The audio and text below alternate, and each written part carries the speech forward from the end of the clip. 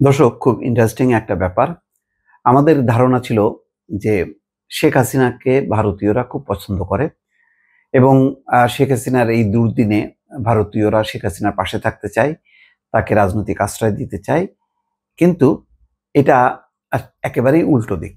সাধারণ ভারতীয়রা শেখ হাসিনাকে পছন্দ করেন না। ভারতীয় শাসক গোষ্ঠী কেবল পছন্দ করেন তাদের নিজ নিজ স্বার্থে, কিন্তু সাধারণ মানুষ এই আপদ তারা রাখতে চায় না। আমাদের সময়ের শিরোনাম, শেখ হাসিনাকে তাড়িয়ে দিতে চান ৬২% ভারতীয়। ইন্ডিয়া টুডের জরিপ। ইন্ডিয়া টুডে খুবই প্রভাবশালী একটা গণমাধ্যম ভারতে, সবাই এক নামে চেনে এবং শুধু ভারত না, আন্তর্জাতিক দুনিয়া ইন্ডিয়া টুডেকে চেনে। সেই ইন্ডিয়া টুডের জরিপ হচ্ছে, শেখ হাসিনাকে তাড়িয়ে দিতে চান ৬২% ভারতীয়। তার মানে তারা মনে করে যে এই আপদটা যদি ভারতে থাকে তাহলে বাংলাদেশের সাথে সম্পর্ক উন্নয়ন হবে না। এটা পরিষ্কার কথা। সে যত থাকবে, যত রাজনৈতিক কার্যক্রম করবে, তত বেশি বাংলাদেশে একটি অশান্ত পরিস্থিতি তৈরি হবে। তো সুতরাং এই আপদটা তারা কেন রাখবে? এটা রাখতে চাইবে না।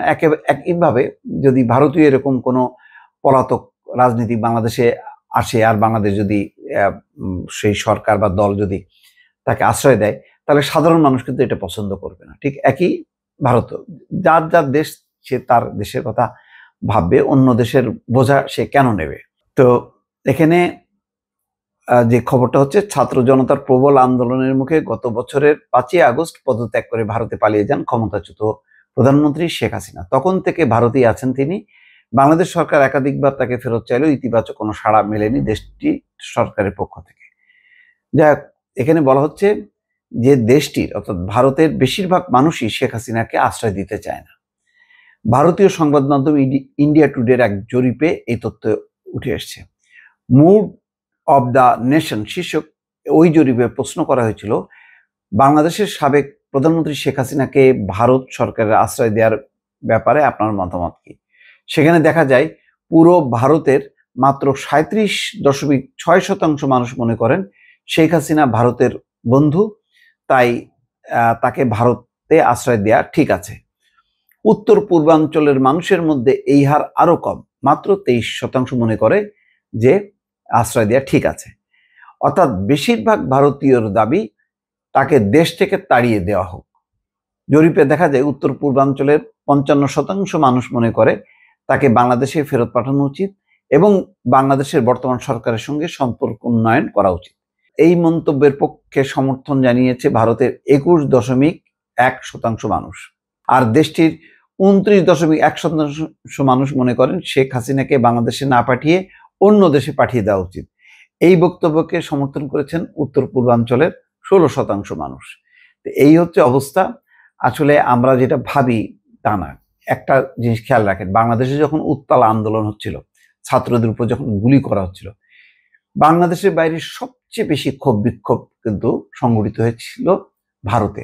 এবং এটা শুধু কলকাতায় না, পুরো ভারত জুড়ে কিন্তু ছাত্রদের পক্ষে আন্দোলন সংগ্রাম করেছিল। ভারতের যে তরুণ প্রজন্ম, সেই তরুণ প্রজন্ম যথেষ্ট খবরাখবর রাখে। কি কারণে শেখ হাসিনার এই পতন তারাও জানে। তারাও জানে যে শেখ হাসিনা একটা ফ্যাসিস্ট শাসক এবং গণতন্ত্র হরণকারী, ভোট হরণকারী, ভোট জালিয়াতি, ভোট চুরি করে সে ক্ষমতায় আছে তিনবার। এই ঘটনাগুলো বাংলাদেশের নির্বাচন, বাংলাদেশের গণতন্ত্র সম্পর্কে যারা খোঁজখবর রাখে এবং এখনকার জেনারেশন, তারা একেবারে পরিষ্কার দিবালোকের মতন তারা দেখতে পেয়েছে যে শেখ হাসিনা একটা অগণতান্ত্রিক শাসন ব্যবস্থা, একটা স্বৈরাচারী শাসন ব্যবস্থা বাংলাদেশের মানুষের উপর চাপিয়ে দিয়েছে। সুতরাং বাংলাদেশে যখন ছাত্ররা আন্দোলন শুরু করে, সাথে সাথে বাংলাদেশের বাইরে ভারত, নেপাল, বহু দেশে, এশিয়ার তো বটেই, ইউরোপ, আমেরিকার বহু দেশে কিন্তু তরুণরা, ছাত্ররা আন্দোলন করেছে।